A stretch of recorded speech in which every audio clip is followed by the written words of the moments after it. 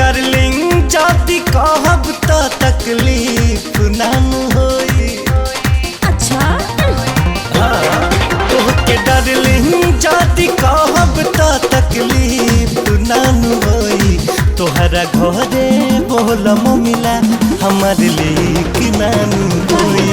तोहरा घरे बोलम मिला हमार लेक नानू होई। चल जरा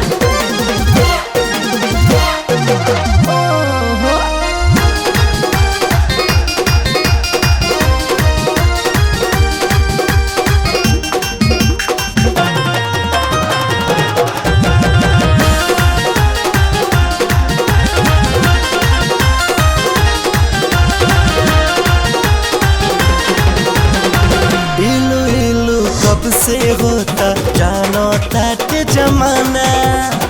हम कहिला कुछ देर रुका ना ना ना ना ना ना। इलू इलू कब से होता जानो ताट जमाना। हम कहिला कुछ देर रुका ना रे बाबा ना ना। कहीं हो गइलू दोसरा के त ठीक ना हुई। कहीं हो गइलू दोसरा के त ठीक ना हुई। तोहरा घरे बोलम मिला हमार लेक नानू होई।